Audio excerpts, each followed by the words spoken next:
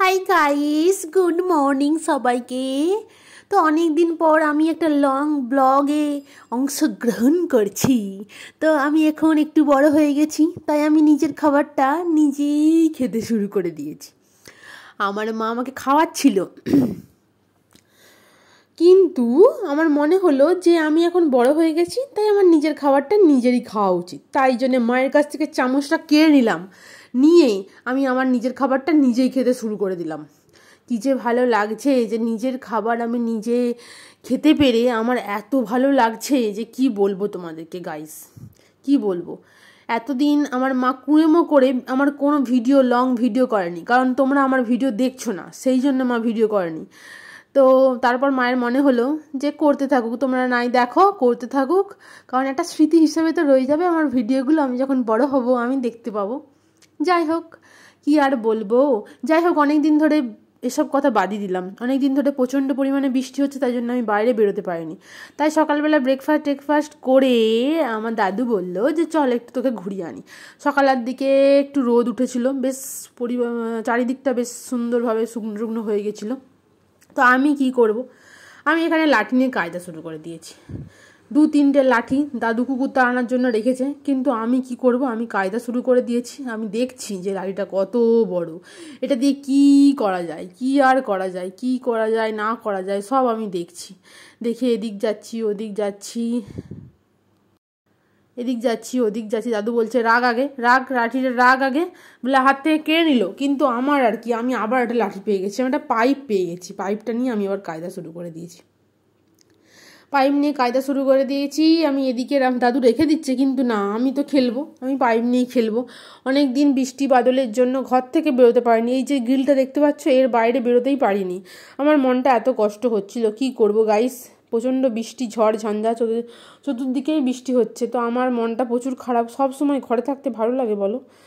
আমি বাচ্চা মানুষ, কোথাও একটু ঘুরবো ফিরবো তা না, সারা দিন ধরে শুধু বৃষ্টি আর বৃষ্টি, বৃষ্টি আর বৃষ্টি, আর ভালো লাগে না। তো যখনই রোদের দেখা পেলো, তো আমার ইচ্ছা হলো যে একটু বাইরে যাই, বাইরে গিয়ে ঘুরে আসি।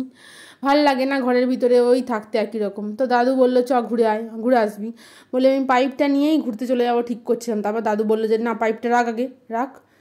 তো তারপর আমি তাও রাখতে চাইছিলাম না, আমি পাইপ নিয়েই বাইরে চলে গেছি। কিন্তু রাস্তাতে যদি ওই পাইপটা ফেলে রাখি, তখন যে গাড়ি আসবে সে আমাকে বকুনি দেবে। তো তাই জন্য চলে গেলাম, পাইপটা ভেতরে রেখে দিল দাদু। তো তারপর বাইরে চলে গেলাম ঘুরতে, আর এসে দেখি গোটা ঘর প্রচণ্ড পরিমাণে নোংরা হয়ে আছে। তাই এই মাটা তো কাজই তেমন করে না, সারাদিন আমাকে নিয়ে ব্যস্ত। তো দাদু সকালবেলাতে একটু ঘরটারগুলো ভালো করে মোছেনি, পরিষ্কার টরিষ্কার করেনি। আমি তাই ঝাঁট দিচ্ছি, আর ঝাঁট দিতে যেই দেখতে পেয়েছে মা যে আমি ঝাঁট দিচ্ছি, মা বললো ও একটু নমস্কার করে না, একটু নমস্কারও করে নিলাম আমি। ঠাকুরের প্রতি আমার বিশাল ভক্তি, আমার ভক্তির শেষ নেই। যেখানেই ঠাকুর দেখি আমি নমস্কার করি। তো এটা একটা ভালো লক্ষণও বটে আমার, সেটাতে আমার মা খুব খুশি। তো যাই হোক, আমি ঘরটা ভালো করে পরিষ্কার করে দিচ্ছি, এদিক যাচ্ছি ওদিক যাচ্ছি, গোটা ঘর আমার পরিষ্কার করার দায়িত্ব। কারণ দেখতে পাচ্ছি চতুর্দিকে প্রচণ্ড পরিমাণে নোংরা হয়েছে, প্রচণ্ড নোংরা, সব তো আমাকে দায়িত্ব নিয়ে পরিষ্কার করতে হবে বলো।